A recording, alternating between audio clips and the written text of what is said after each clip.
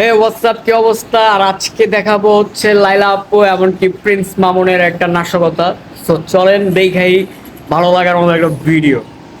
যদিও আমাদের মধ্যে এইজ ডিফারেন্স আছে, তারপরেও আমি ওকে মাঝে মাঝে না, অলমোস্ট প্রত্যেকদিনই বলি যে তুমি যখন বুড়া হবা তখন আমি তোমাকে খাওয়াই দিব, তোমাকে গোসল করাই দিব। এই কথাটা আমি বলি এবং আমার এটাও মনে হয় ওর যখন 80 ইয়ার্স হয়ে যাবে বা আরো বয়স হয়ে যাবে তখনও আমি ওকে এইভাবেই টেক কেয়ার করবো। আমি একটা জিনিস বিশ্বাস করি, সেটা হচ্ছে যে একদম পারফেক্ট লাইফ পার্টনার পাওয়া কিন্তু খুব সহজ না। হ্যাঁ, এটা কিন্তু অনেক স্ট্রাগল করেও মানুষ পায় না, এবং অনেক মানুষের সাথে দেখা যায় যে অনেক দিন সংসার করার পরও দেখা যায় যে মন থেকে ওই ভালোবাসাটা বা ওই পারফেক্টনেসটা আসে না, যেটা মামুনের সাথে আমার আছে। অ্যান্ড আমি ওকে বুঝি, ও আমাকে বুঝে। আমার ওর কাছে মনের শান্তি, ওরও মনের শান্তি আমার কাছে। একটা মানুষকে যতটুকু মানে জীবনের শেষ নিঃশ্বাস পর্যন্ত যতটুকু ভালোবাসা যায় ততটুকুই বাসবো। আমাদের জীবনে কি হবে না হবে, প্রতি মুহূর্তে কি হবে না হবে, সবকিছু আল্লাহ তাআলা আমাদের কপালে আমরা আসার আগেই লিখে রেখেছেন। তো এই একটা ভালো মোমেন্টের জন্য আমরা আসলে অনেক দিন থেকেই অপেক্ষা করছি। তো আল্লাহ তাআলা যদি চান, আল্লাহ যখন চাইবেন তখনই হয়ে যাবেন। আমি আল্লাহ তাআলার এই তাকদীরের উপরে খুব বিশ্বাস করি যে উনি ইচ্ছা করলে সবই পারেন, এবং উনি যেটা লিখে রেখেছেন সেটার বাইরে কিছুই হবে না। এটাও ইনশাল্লাহ আমরা মানে পজিটিভ চিন্তা করতে তার দোষ নাই, চিন্তা করছি যে তাড়াতাড়ি হয়ে যাবে। দুটা মানুষ যখন সম্পর্কে জড়ায় তখন শুধু দুটা মানুষই জড়ায় না, তার সাথে তার ফ্যামিলি, তার সারাউন্ডিংস, তার পরিবেশ, তার সোসাইটি সবকিছু মিলেই জড়ায়। হ্যাঁ, সবকিছু মিলেই এটা কি একটা, কি বলবো, এটা একটা অর্গানাইজেশনের মতো একটা রিলেশন যেটা বলে, বা বৈবাহিক সম্পর্ক যেটা বলেন। আমরা আসলে, মামুন তো অনেকবার বলেছে, আমিও বলেছি, মিডিয়ার সামনেও বলেছি যে আমরা দুজন আসলে একটা রিলেশনে আছি। অ্যান্ড এই রিলেশনটা আসলে কি ধরনের, আমরা দুজন দুজনকে খুবই ভালোবাসি, এটা তো আমরা প্রকাশ করেই দিয়েছি, এবং সম্পর্ক আছে সেটাও প্রকাশ করে দিয়েছি। বাট একটা যেটা আছে না, প্রাতিষ্ঠানিক সম্পর্ক যেটা বলে আর কি, স্বীকৃতি যেটা বলে, সেটার জন্য আসলে আমরা একটু ওয়েট করছি। বিকজ আমাদের পুরো সারাউন্ডিংসটা আমাদের ফেভারে যখন চলে আসবে, আল্লাহর রহমতে, আল্লাহর দোয়ায় যখন চলে আসবে, তখনই আমরা সুন্দর করে অ্যানাউন্স করবো।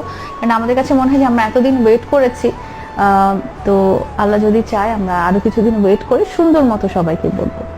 আমরা আসলে অনেক ব্যস্ত থাকার মধ্যেও আমরা দুজন লাইফটা এনজয় করতে চাই, বিকজ আমাদের লাইফটা খুব অল্প টাইমে, এবং লাইফে বেশিরভাগ টাইমে মানুষের দুঃখ, দুর্দশা, দুশ্চিন্তা, হ্যারাসমেন্ট, এই ধরনের প্রতিকূলতা, এই ধরনের জিনিস আমরা ফেস করে আসি। এটা শুধু আমি না, আমার মনে হয় যে পৃথিবীর সব মানুষেরই, সে যত বড়, সে যত প্রধানমন্ত্রী হোক না কেন, প্রেসিডেন্টই হোক না কেন, বা সে যত ধনী লোকই হোক না কেন, তাদের জীবনে এই মুহূর্তগুলো আসেই। তো আমরা চাই এগুলো ফেস করেই জীবনটা যাতে আনন্দময় হয়, বা দুইজনে যেইটুকু সময় স্পেন্ড করি সেটা যেন আমরা হাসি খুশি ভাবে টাইম স্পেন্ড করতে পারি। বিকজ কবে মরে যাই, কতদিন বেঁচে থাকি তার ঠিক ঠিকানা নেই, কতদিন একসাথে থাকতে পারি, কবে কি হয়ে যায়, আল্লাহ তাআলা কি চায়। তো যতটুকু আমরা একসাথে থাকি ততটুকু আমরা চাই যে আল্লাহ রহমতে ভালো করে সময়টা স্পেন্ড করা, এবং প্রত্যেকটা মুহূর্ত স্মরণীয় করে রাখার জন্য চেষ্টা করি। ইভেন মামুনের সাথে যখন আমার রিলেশন ছিল না, সেই প্রথম বছরে দুটো ঈদও মামুন আমার সাথে দেখা করতে চলে আসছে। মামুনের সাথে আমার প্রথম দেখা হয়েছে একটা রোজার ঈদের দিনে, 2021 সালের একটা রোজার ঈদের দিনে রাতে মামুন আমার সাথে ফার্স্ট দেখা করেছিল। তো ঈদের দিন, দুইটা ঈদের দিনই আমার কাছে এবং আমার ধারণা মামুনের কাছেও খুব স্পেশাল। শাশুড়ি মানে হচ্ছে মামুনের আম্মুর সাথে। সো মামুনের আম্মুর সাথে আমার রিলেশনটা খুবই নর্মাল অ্যান্ড খুবই ভালো, অ্যান্ড উনি খুবই ফ্রেন্ডলি একজন মানুষ, উনি খুব কেয়ারিং একজন মানুষ, অ্যান্ড উনি অলওয়েজ, যেটা বললাম, অনেক অ্যাডভান্স থিঙ্কিং, উনি অনেক কিছু, অনেক আধুনিক, অনেক মনের দিক দিয়ে অনেক আধুনিক, আমার চেয়েও বেশি অনেক আধুনিক। তো ওনার সাথে কথাগুলো আমার অলওয়েজ এরকমই হয়। উনিও ওইভাবেই খুব নর্মালি কথা বলেন, আমিও নর্মালি এভাবেই কথা বলি। ওনার সাথে কখনোই আমাদের ঝগড়াঝাটি বা কখনোই মনোমালিন্য হয়নি। ওই যে বললাম যে উনি আসলে পরিবেশটাই ওইভাবে ক্রিয়েট করে রাখেন যাতে একটা নর্মাল এবং সহজ সরল সম্পর্ক হয়ে থাকে। শিশু বাবুটা খায় না, ও খাওয়া নিয়ে অনেক নখরা করে। তো ও যে ছোট থাকা সে সারা জীবনে, তার বয়স যখন 80 হয়ে যাবে আমি শিওর যে সে তখনও এরকম করবে। এবং আমি ওকে মাঝে মাঝে বলি, যদিও আমাদের মধ্যে এজ ডিফারেন্স আছে, তারপরেও আমি ওকে মাঝে মাঝে না অলমোস্ট প্রত্যেকদিনই বলি যে তুমি যখন বুড়া হবা তখন আমি তোমাকে খাওয়াই দিব, তোমাকে গোসল করাই দিব, এই কথাটা আমি বলি। এবং আমার এটাও মনে হয় ওর যখন 80 ইয়ার্স হয়ে যাবে বা আরো বয়স হয়ে যাবে তখনও আমি ওকে এইভাবেই টেক কেয়ার করবো। ও বলে আচ্ছা, ও ও ও একসেপ্ট করে নেয় যে হ্যাঁ ও যখন বয়স হয়ে যাবে, এমনও হতে পারে ও যখন বয়স হয়ে যাবে তখন আমি কবরে শুয়ে আছি, তো ও সেই জিনিসটা এগ্রি করে যে হ্যাঁ ঠিক আছে।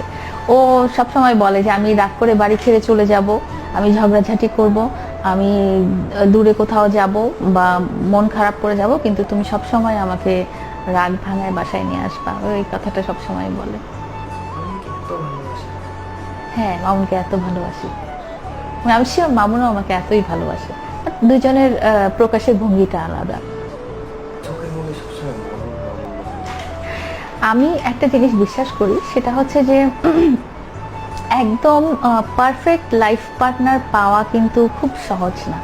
হ্যাঁ, এটা কিন্তু অনেক স্ট্রাগল করেও মানুষ পায় না, এবং অনেক মানুষের সাথে দেখা যায় যে অনেক দিন সংসার করার পরও দেখা যায় যে মন থেকে ওই ভালোবাসাটা বা ওই পারফেক্টনেসটা আসে না, যেটা মামুনের সাথে আমার আছে।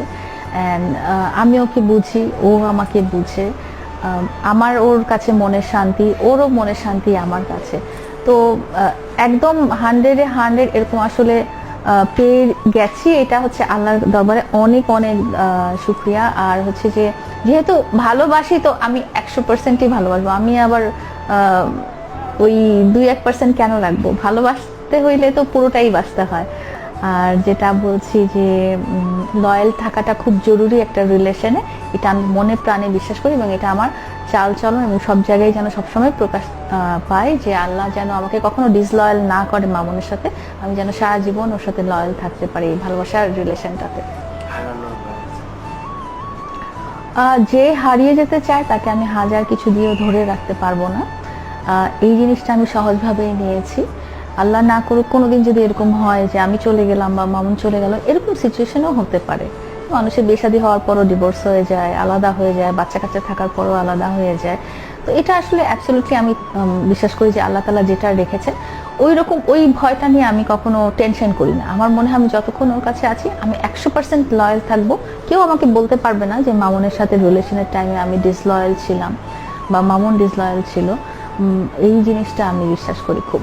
যতদিন একসাথে থাকবো খুব ভালো থাকবো, অনেক ভালোবাসবো, যতটুকু ভালোবাসা যায় একটা মানুষকে, যতটুকু মানে জীবনের শেষ নিঃশ্বাস পর্যন্ত যতটুকু ভালোবাসা যায় ততটুকুই বাসবো।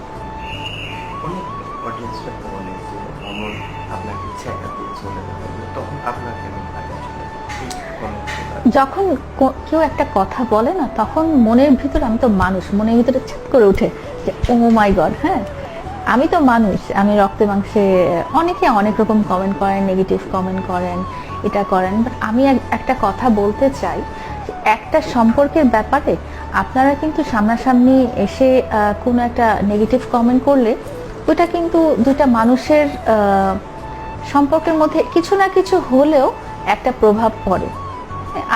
আমি ছোট্ট একটা এক্সাম্পল দেই। ধরেন একটা রিলেশনে হাজব্যান্ড ওয়াইফটাকে হাজব্যান্ডের খুবই ভালো লাগে, খুবই সুন্দরী মহিলা, কিন্তু কেউ একজন এসে যদি বললো যে ইস তোমার বউটা এত মোটা, একটু চিকন হলে ভালো লাগতো, ওই তখনই লোকটার মনের ভিতরে একটা খচখচ ঢুকেই যায় যে আসলেই তো আমার বউটা যদি একটু চিকন হতো তাহলে ভালো লাগতো, অথচ এতদিন সে মনেই করে নাই। তো মানুষের কথাতে আসলে অনেক কিছুই আসে যায়, মানে একটা সম্পর্কের ভিতরে কিন্তু ওই কথাটাই, যে কথাটা বলে গেছে তার কিন্তু কিছুই আসবে না, বিকজ তার সংসারটাও না, তার বউটাও না, তার হাজবেন্ডও না, সে তার মনে আনন্দে টাইম পাস করার জন্য একটা কথা বলে গেল। তো ওই কথাটাতে একটা সম্পর্কে যে কত রকম বিরূপ প্রভাব পড়তে পারে এটা শুধু ভুক্তভোগীরাই বুঝে। তো আমি এই ধরনের কমেন্ট বা কিছু এগুলো আমি ইগনোর করে যাই, আমি পড়ি না, কারণ এটা আমার রিলেশনের মধ্যে আমি আনি না। আমার মধ্যে অনেক খারাপ ক্রাইটেরিয়া আছে, মামুনেরও সবকিছু হয়তো 100% ভালো না, বাট ওর যা আছে সেটা নিয়ে আমি অনেক হ্যাপি, এবং সেইভাবেই আমি ওকে অনেক ভালোবাসি। আপনারা একটা জিনিস দেখবেন যে আমি কখনো বলি না যে মামুন তুমি চেঞ্জ হও, মামুন তোমার এটা ঠিক না, বা মামুন তুমি, ও যখন স্লিম ছিল তখন কখনোই বলি নাই মামুন তুমি মোটা হও, ও যখন চুলে কালার করে কখনো আমি বলিনি যে দেখো আমার চুলের কালার কালো, তুমি কালো করো। ও অ্যাজ এ হিউম্যান ও যেরকমই, ওকে আমি ঠিক সেরকমই ভালোবাসি, ওর মধ্যে যত খারাপ দিকই থাকুক না কেন, বিকজ ও আমার লাইফ পার্টনার। ও খারাপ হোক ও ভালো হোক, ও আমারই লাইফ পার্টনার, আমি সেভাবেই খুশি। মামুন একটা ইন্টারভিউতে বলেছিল যে ভালোবাসা আসলে বয়স দিয়ে আসলে ভালোবাসা না। আপনার আমার ক্ষেত্রে সেম একই জিনিস। এটা হচ্ছে যে বয়স কেন আমার লাগবে, বিকজ ওর সাথে আমার মেন্টাল আন্ডারস্ট্যান্ডিং না হলে কি আর ভালোবাসাটা হতো বা রিলেশনটা হতো বা সম্পর্কটা হতো? একটা সম্পর্ক হাই হ্যালো সম্পর্ক বা আছে না ফ্যাসিনেশন, যেটা বলে যে ঠিক আছে একটা মেয়েকে দেখলাম খুব ভালো লাগলো, একটু হাই হ্যালো করলাম, 2 দিন চ্যাট করলাম, তারপরে চলে গেলাম, এরকম না। কিন্তু ওর সাথে আমি প্রায় 4 বছর থেকে একসাথে আছি, ও আর আমি একসাথেই আছি, এবং এই 4 বছরে আমার আর ওর মধ্যে আপনারা অন্য কাউকে আল্লাহর রহমতে এখন পর্যন্ত দেখেন নাই, বিকজ আমাদের মেন্টাল আন্ডারস্ট্যান্ডিংটাই ওরকম। এমন না যে, এমনও তো হতে পারতো যে ঠিক আছে মামুনের কথা না হয় বাদই দিলাম, সে গুড লুকিং হ্যান্ডসাম, অনেক মেয়েরা ওর পছন্দ করে, এমনও তো হতে পারতো যে আমাকেও কেউ পছন্দ করে, কোনো ছেলে পছন্দ করে, বাট এটা তো আমি আমার লাইফে আসতে দিব না, বিকজ আমি চাই সম্পর্কের মধ্যে যে পিউরিটি বা শুদ্ধতা যেটা আছে সেটা যেন সবসময় বজায় থাকে।